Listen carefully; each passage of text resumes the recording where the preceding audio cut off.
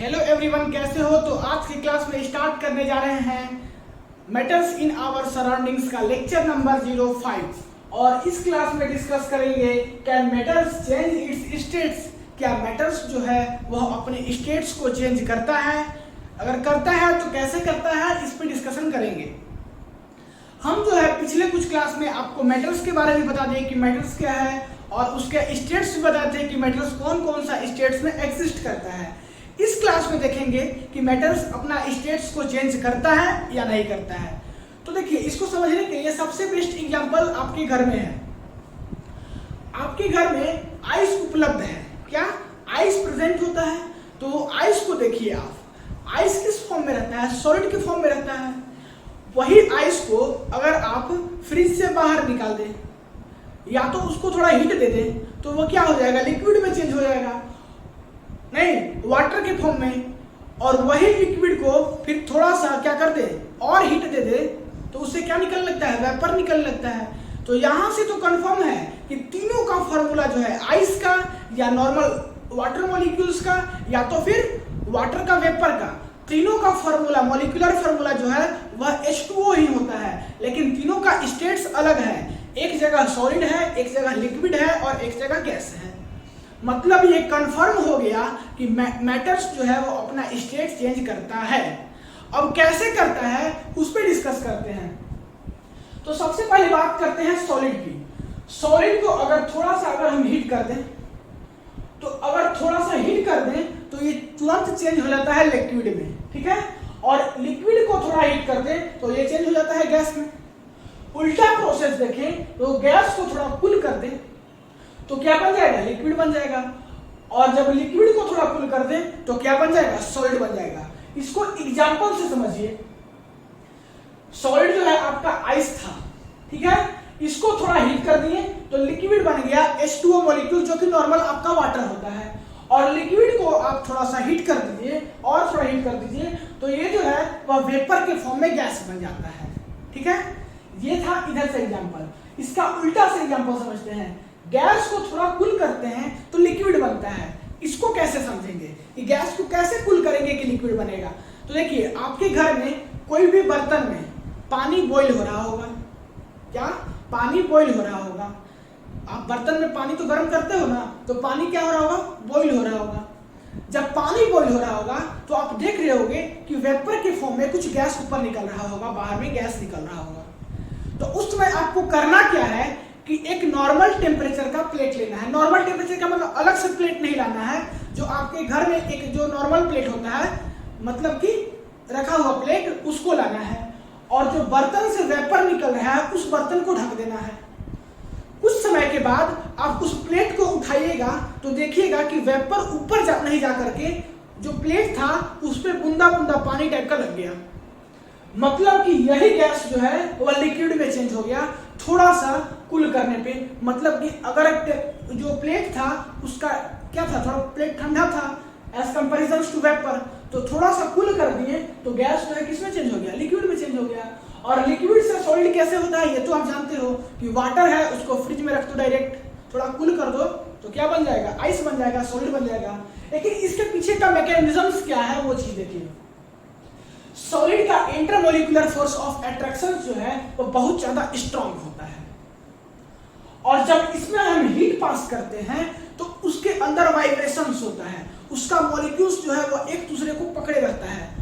नहीं, intermolecular force of attraction strong रहता है, इंटरमोलिकुलर स्पेस बहुत कम होता है, एक दूसरे को पकड़े रहता है। तो जब इसको हम हीट करेंगे तो इसके बीच में क्या होगा? वाइब्रेशन होगा। और जब वाइब्रेशन होगा तो क्या करेगा? पार्टिकल्स ब्रेक होने लगेगा। और पार्टिकल्स ब्रेक होकर के वाइब्रेट होकर के ब्रेक होकर के और लिक्विड में चेंज हो जाएगा। उसी प्रकार से जब आप लिक्विड को हीट कीजिएगा तो इसमें थोड़ा और वाइब्रेशंस होगा और कुछ ज्यादा वाइब्रेशंस होगा, जिसके कारण इसकी पार्टिकल्स बहुत आसानी से ब्रेक होने लगेगा और अच्छे से टूटने लगेगा और गैस बन जाएगा। और गैस का इंटरमोलिकुलर फोर्स ऑफ अट्रैक्शन जो है वह वीक होता है। इसी प्रकार से अगर आप रिवर्स कर दो तो रिवर्स करोगे तो क्या होगा? इधर से तो वाइब्रेट करने पर क्या होता था? मॉलिक्यूल्स टूटता था। लेकिन जब गैस को कूल करोगे तो क्या होगा? यहाँ पर जो है मॉलिक्यूल्स अट्रैक्ट होगा, उधर से टूटता था, इधर अट्रैक्ट होगा और गैस से लिक्विड चेंज होगा।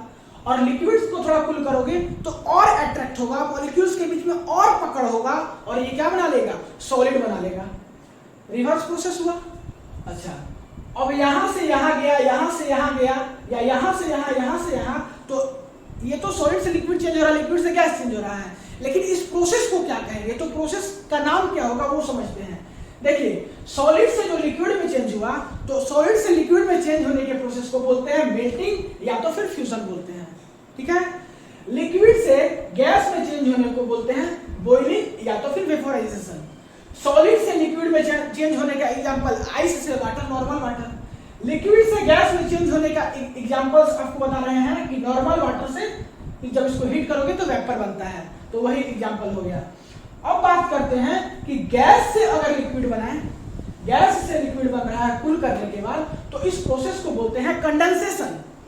और इसका वही एग्जांपल होगा जब पानी को बॉईल करेंगे, ऊपर से फिर प्लेट रख देंगे और जो वाटर का वेपर होगा वो प्लेट में जाकर के पानी के जैसा चिपक जाएगा, लिक्विड के फॉर्म में हो जाएगा वेपर, तो वो इसका एग्जांपल हो गया। तो गैस से जो लिक्विड में जाता है उस प्रोसेस को बोलते हैं कंडेंसेशन। उसी प्रकार से लिक्विड से जो सॉलिड बनता है उसको बोलते हैं फ्रीजिंग। नॉर्मल आप जानते हो कि नॉर्मल वाटर को जब आप फ्रिज में रखते हो, जब उसको फ्रीज करते हो, ठंडा करते हो, तो क्या होता है, सॉलिड में बन जाता है, आइस बन जाता है। तो लिक्विड से सॉलिड को फ्रीजिंग कहते हैं। अब बात करते हैं कि कुछ ऐसा भी मॉलिक्यूल्स होता है जिसको कि हम डायरेक्ट सॉलिड से गैस में बदलते हैं या तो गैस से सॉलिड में बदलते हैं। कुछ ऐसा भी मॉलिक्यूल्स होता है जिसको कि हम सॉलिड से गैस में बदलते हैं या तो गैस से सॉलिड में बदलते हैं डायरेक्ट। तो उस प्रोसेस को क्या बोलेंगे, तो उस प्रोसेस को बोलते हैं हम सब्लिमेशन। अब ये सब्लिमेशन का एग्जांपल्स क्या है, सबलाइम हो जाता है। सब्लिमेशन का एग्जांपल्स कैसे समझे, आपकी मम्मा जो है वो घर में क्या करती होगी, जो विंटर क्लोथ्स होता है, विंटर क्लोथ्स, उसमें नेपथलीन बॉल रखती है। क्या रखती है, नेपथलीन बॉल। और वो होता क्या है कि कुछ समय के बाद नेपथलीन बॉल जो है वो सबसे शुरू में सॉलिड फॉर्म में रहता है नेपथलीन बॉल, लेकिन कुछ दिन के बाद जो है वही नेपथलीन बॉल गैस के फॉर्म में खत्म हो जाता है, उड़ जाता है।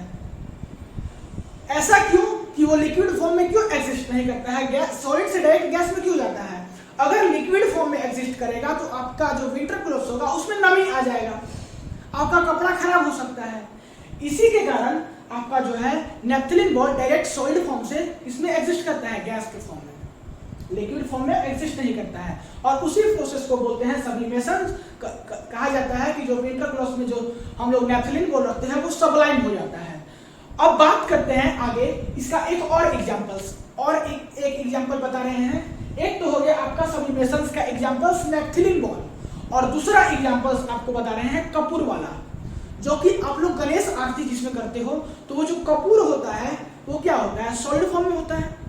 जब उसको हम स्टिक से जलाते हैं, मैच स्टिक से जब उसको हम जलाते हैं तो कपूर क्या होता है, सॉलिड से डायरेक्ट वेपर के फॉर्म में, गैस के फॉर्म में बाहर निकल जाता है। क्या उसका लिक्विड बचता है, क्या लिक्विड तो नहीं बचता। तो वहां पर भी क्या हो रहा है, सॉलिड से गैस में डायरेक्ट सबलाइम हो जा रहा है। तो उसी प्रोसेस को बोलते हैं सब्लिमेशन। क्लियर। अब देखिए इसी को समझते हैं कि सॉलिड से लिक्विड में जो चेंज हुआ है उसी को एक सेटअप के द्वारा समझते हैं कि सॉलिड से लिक्विड में कैसे चेंज हुआ है। तो ये एक्सपेरिमेंट जो है वो अपने स्कूल में कर सकते हो। देखो कैसे करोगे। हम जो है एक बीकर लिए हैं, यहाँ पे एक बीकर दिख रहा होगा।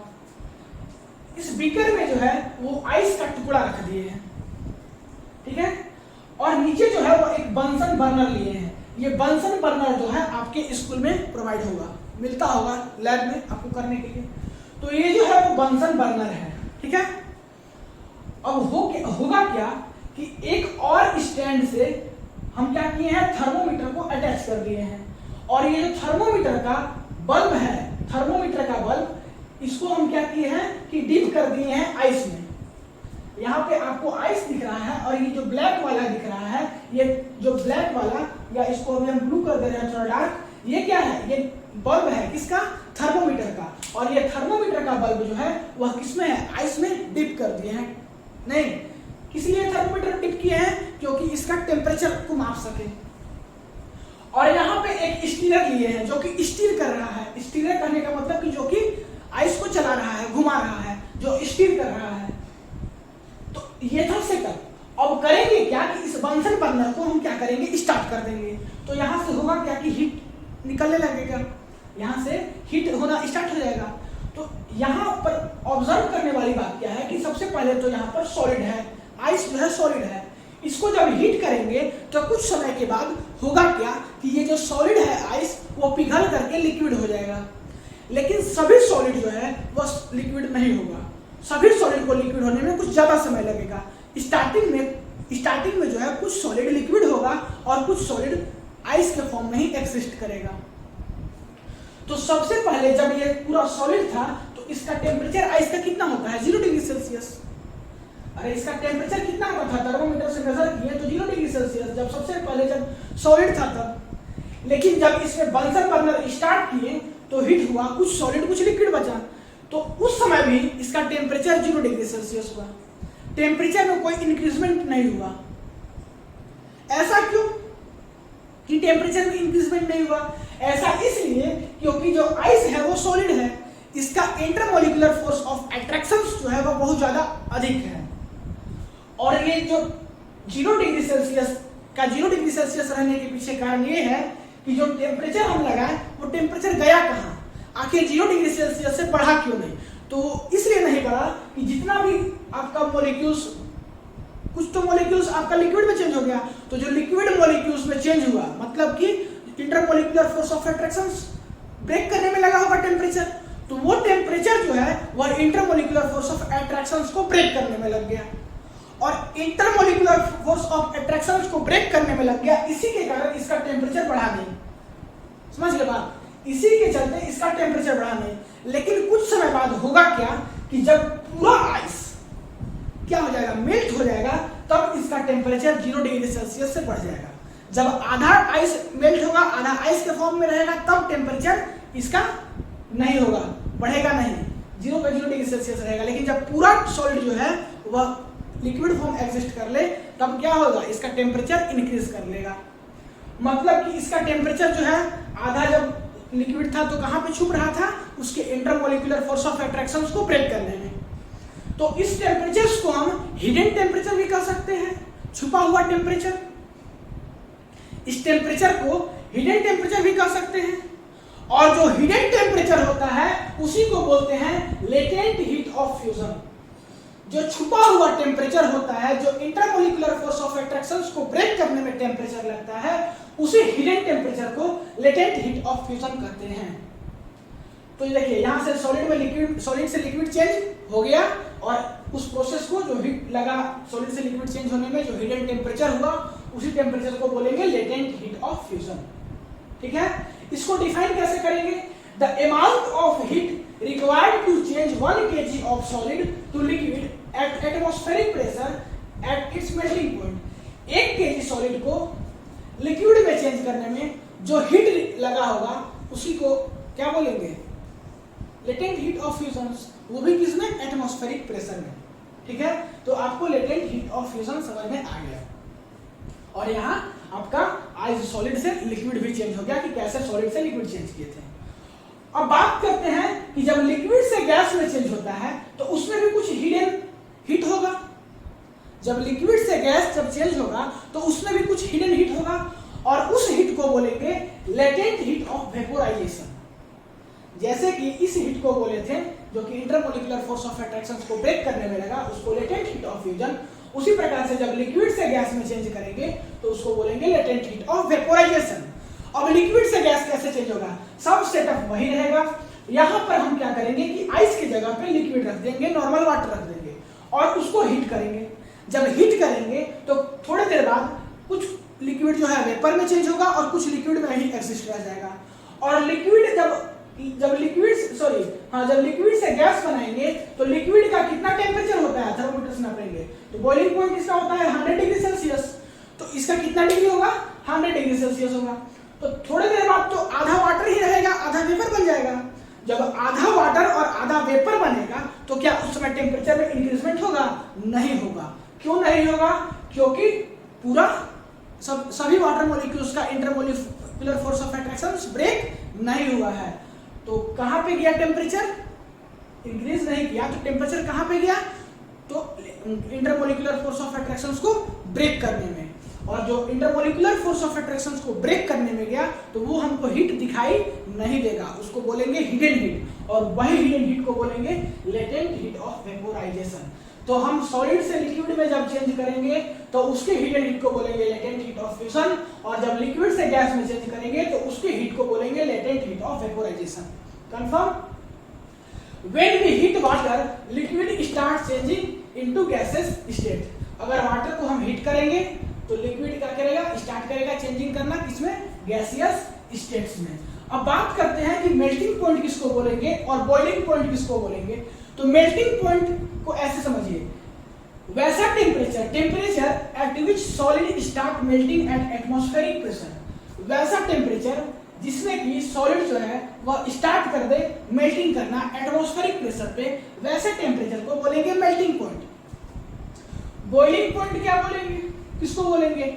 वैसा टेम्परेचर जिसमें कि लिक्विड स्टार्ट कर दे बॉइलिंग करना एटमॉस्फेरिक प्रेशर पे, उसको बोलेंगे बॉइलिंग पॉइंट। इसको डिफाइन ऐसे करेंगे कि temperature at which liquid start boiling eight atmospheric pressure, उसको क्या बोलेंगे? Boiling point. तो ये था कि स्टेट्स ऑफ मैटर्स के बारे में कॉन्सेप्ट इसमें यूज हुआ कि मैटर्स जो है वो अपना स्टेट चेंज करता है, कैसे चेंज करता है, पूरा फुल डिटेल एक्सप्लेनेशन किए। तो पढ़ाई करते रहे। All the very best. इस वीडियो में इतना ही।